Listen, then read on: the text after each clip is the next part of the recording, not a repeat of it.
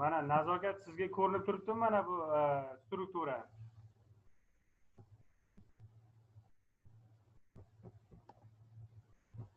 Ko'rinyapti ustoz.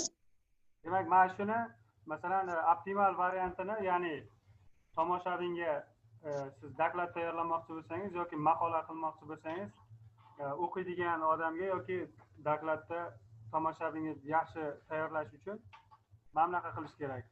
Masalan, publication degani bor mana bu yerda. O'sha publication'ni bossangiz, orqasi oq fon bo'ladi, struktura bunday yaxlit ko'rinadi mana. Strukturani mana bu yerda atomlarni mana bu yerda belgilab olish kerak mana. Sizlarda ko'pchilik bunday strukturani mana bunday qiyshiq holatdan o'qiganda qanday desam hozir mana ustoz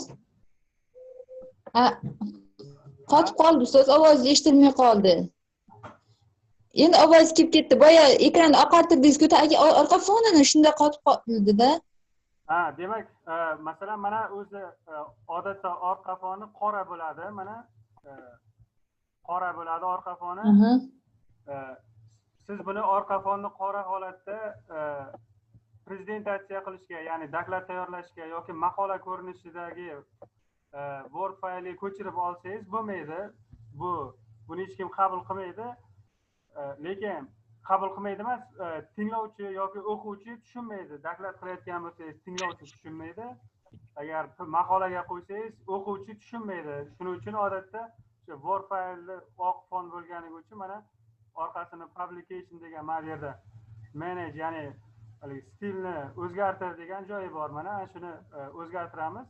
Orqasi oq fon bo'ladi. Atomlarni bunday qo'yib olamiz. Sizlar nima qilgansizlar? Sizlar ko'pincha faylni saqlagansizlarda, boyagi prezentatsiya tashlagan fayllaringizda mana bunaqa ko'rinishda yoki kimdir mana bunaqa oyog'ini osmondan qilib tashlaganda, mana bunday masalan yaxlit ko'rinishi bo'ladi strukturani. Mana hozir sizlarga ko'rinib turgan bo'lsa, mana shunaqa yaxlit ko'rinishida saqlash kerak bo'ladi. Kristal keyin saqlashda mana boyagi hamishanga mana save as qilib, masalan faylni nomlab kerakli joyga saqlanadi. O'tgan safar tushuntirgandim. Qanday hisoblanadi? O'sha hisoblanadi. Save holatda save fayl deyiladi. Yo, rasm holatda saqlanadi. Rasm holatda. O'zi save-ku sizda kompyuteringizda. Save turibdi. Kompyuterda save holatda turibdi. Buni endi rasm holatda saqlash kerak. Chunki Word fayllarga, prezentatsiyalarga rasm qo'yiladi. Mana JPEG formatda. Mana JPEG formatda mana PNG qilishimiz mumkin. Mana PDF fayl qilib saqlashimiz mumkin. Bizga JPEG rasm holatda kerak. Fayl nomi masalan saqlanadi deganimizdan keyin mana ikki turibdi mana bir multiplet nimani ekran qanaqa ko'rinishda turgan bo'lsa, ekran holatda saqla deb turibdi mana bu yerda. O'shani qo'yamiz. Va mana bu yerda 2.00 ni qo'yamiz. Ana unisi ham sifati, strukturani sifati. Rasmni qancha kattalashtirsa ham haligi struktura sifatsiz bo'lmaydi. Buni saqlab o'tirmaymiz o'tgan safar. Keyin mana bu yerda packing degani bor, kristal yacheykani ana unisi.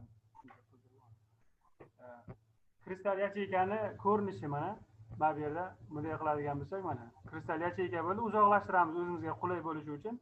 Orqa fonini yana kork, ya'ni biz ishlaydigan holatga keltirib olamizda, orqa fonni qora qilamiz. Mana struktura mana shunaqa g'alati holatda turibdi hozir, mana kristal yacheyka mana.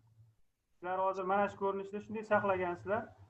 Kimlar menga kristal yacheykani tashlagan bo'lsa, shunaqa kristal yacheykani optimal variantiga keltirib olish kerak. Bu uchun mana bu A ni bosib ko'ramiz. Mana A o'qi bo'ylab. A o'qi mana bu yerda ko'rinib turibdi-ku mana. Mana A o'qi bo'ylab mana. B o'qi bo'ylab mana. B o'qi bo'ylab mana. B o'qi mana. B o'qi 0 ga qarab keladi. C o'qi bo'ylab mana. C o'qi bo'ylab bizga hozir heksagonal moddaning tuzilishi heksagonal tuzilishida ana unisi kimdir u yoqdan yozib bordi shekilli. Faylda yozganiga yoki yozib ketaman. Demak, mana bu, demak A o'qi bo'ylab mana kristal yacheyka bizga g'alati ko'rinib turibdi mana. B o'qi bo'ylab qo'yib ko'ramiz. Mana bunda ham qanaqadir tartibsizda mana bir aniq bir nimasi yo'q. Shakl bir haligi moddalar ham mana bunaqa bo'lib yotibdi, bo'ji bo'lib tushunarsiz. Bu modda o'zi heksagonal tuzilishda uni qayerdan bilib olamiz? Mana bu yerdan bilib olamiz heksagonal tuzilishi ekanligini. mana bu yerdan bilib olamiz mana P652 nima degan joyga kirdik ustoz? ha qaysini Ustoz nima degan joyga kirdingiz? Shuni bilishda nomi nima degan mishka bilan bosdingiz? Nomini. Heksagonal degan strukturani heksagonal degan joyini mana bu yerdan bilib olamiz mana more information degan bor mana struktura haqida ko'proq informatsiya. Keyin struktura information degani struktura information degani strukturani rentgendan olingan ma'lumotlari, rentgen difraktometri bergan ma'lumotlarni ko'rsat deganida endi. Mana bu yerda strukturani mana brutto o'sha yaxlit yig'ilgan formulasi mana fazoviy gruppasi P2 mana bu A, B, C parametrlari alfa, beta, gamma kristalning hajmi, demak Z 12 ta kristal katakchada 12 ta nima bor. Mana shu parametrlardan bizlar buni kristalning heksagonal ekanligini bilib olamiz mana. Shuning uchun heksagonal ko'rinishi hozir mana A o'qi bo'ylab qo'ysak, heksagonal ko'rinishga bizga bergan yo'q mana. B o'qi bo'ylab ham heksagonal ko'rinishida masalan bir ana bo'lmaydi, yaxshi ko'rinmaydi, lekin C ga qo'yib ko'rsak mana. C o'qida heksagonal turibdi mana, yaxshi. Heksagonal tuzilishda C o'qida mana. Atomlari joylashish mana. Demak, sizlarga C o'qi bo'ylab masalan mana shu falon mana shu nimani masalan moddani o'rgandik. Mana shu modda heksagonal tuzilishga ega, fazoviy gruppasi mana bunaqa, bu tuzilishi bunaqa deb aytganda siz Word faylga yoki maqolaga, mana prezentatsiyaga heksagonal ko'rinishini mana shunday qilib saqlagan bo'lsangiz, tinglovchiga tushunarli bo'ladi. Ha, heksagonal deb aytdi. Demak, mana kristal yacheykasi heksagonal ekan deydi. Boyagi ko'rinishlarga qo'ysangiz, heksagonalligi ko'rinib turibdi, lekin u tomoshabinga, ya'ni yoki maqolani o'quvchisiga tushunarsiz bo'lib qoladi. Mana C o'qi bo'ylab aniq heksagonal turibdi. Demak, C o'qi bo'ylab mana bu Wordda bunday prezentatsiyaga yoki publikatsiyaga yoki prezentatsiyaga o'tkazamiz mana. Bu prezentatsiya ko'rinishi. Xohlasak bunday qilib mana zoom qilib u tushunarli kattalashtirishimiz mumkin mana. Demak, keyin mana publikatsiya qilish uchun, ya'ni maqola qilish uchun keyin fayl saqla. Yana o'sha gap, o'sha eski holatda saqlanadi. Ya'ni sizlar tashlagan ustoz bagi nima deydi, haligi kristal mana bunaqa bo'lib turibdi yoki mana bunaqa bo'lib turibdi. Kim o'sha saqlagansizlar har holda yaxshi, lekin o'shani yanada aniq qilib saqlash kerak-da ana unga. Masalan, mana bunday qilib saqlasangiz ham hozircha aytaylik, ana shu strukturani shunday qilib saqlasangiz ham yaxshi. Endi haligi heksagonalligi aniq ko'rinib turibdi, nechta molekulalari ham hatto ko'rinib turibdi mana. O'shaning uchun agar C o'qiga qo'ysangiz 12 ta molekula bor deysiz, mana yaxlit aniq bitta chiziq bilan heksagonalligi ko'rinib turibdi. Mana bunday qilsangiz mana kristal yacheyka, kristal katakcha aniq ko'rinib turgan bo'ladi. Bu o'sha Mercury programmasida ana u saqlash nimasi. Vodorod mana buni rest packingni olib tashlaymiz mana reset qilib. Vodorod bog'lanishlarini ham sizlar qo'ygansizlar. Vodorod bog'lanish qo'yganda ana qilish kerak. Hozir bir daqiqa mana zoom qilib mana bunday kattalashtiriladi, yaqinlashtirib. Vodorod bog'lanishni mana H bond, ya'ni ichki molekulyararo vodorod bog'lanishini ko'rsatadi mana. Masalan, mana bu azot bilan mana bu label atom qilsak mana bilan o'rtasida mana bu vodorod bog'lanish bor mana. Ya'ni mana vodorod hisobida programma endi shunday nima qilinganki, azot bilan kislorod o'rtasiga chizib yuboradi. Aslida vodorod hisobiga bo'layotgan bo'ladi-da o'sha. Masalan, mana vodorod bog'lanish ko'rsatgansizlar. Mana bu O1 nima bu, N1 nima bu masalan. Nega qayerdan keldi? O'shaning uchun bu ichki molekulyar vodorod bog'lanish bu tushunarli. Molekulyar aro vodorod bog'lanishini tushuntirish uchun mana buni bosish kerak mana. Ikkita ya'ni qo'shni molekula bo'lishi kerak-da mana. Molekulyar aro vodorod bog'lanish bo'lishi uchun qo'shni molekulalar bo'lishi kerak-da, ya'ni bu molekula bilan atom ustiga bosdik mana. Qaytaramiz mana. Mana bu atom turibdi mana. Bu qo'shni molekulaning birinchi azot mana.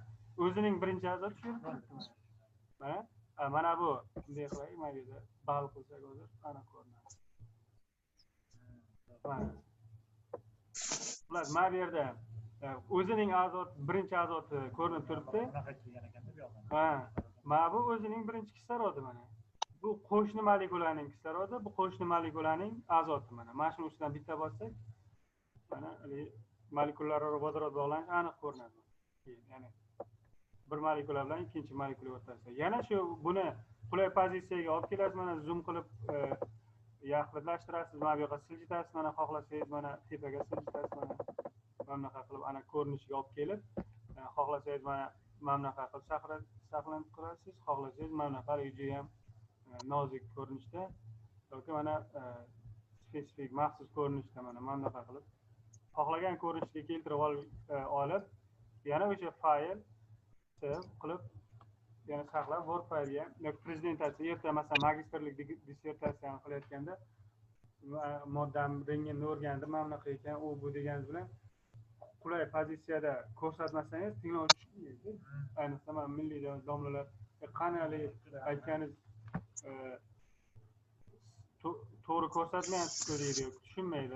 O'shaning uchun o'rgangan narsangizni birovga to'g'ri yetkazib bera olish uchun ham mana shunday aniq ko'rinishini saqlab olishingiz kerak. Atomlarni bazadagi kristal bazasini buni integratsiya qilsa bo'ladimi, bo'lmaydi? O'sha o'ziniki bo'lsa, masalan, kristal mana bu yerda mana merkuriy, mana baza, shu bazaning o'zining merkuriysi mana nimagadir menda ochmadi hozir, qandaydir. Yo'q. Mana. Ochish kerak edi. Nima uchundir? Menda ishlamay turibdi. Demak, baza ochsak, boya siz aytganingiz o'sha bazadagi ro'yxat shunday chiqib keladi. Bu endi u merkuriy, u nima? Ana undan.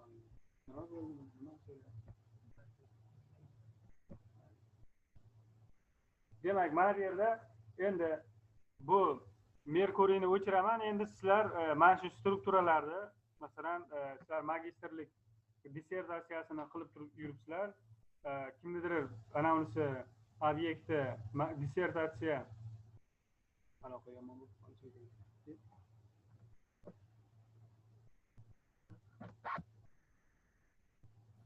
Ustoz?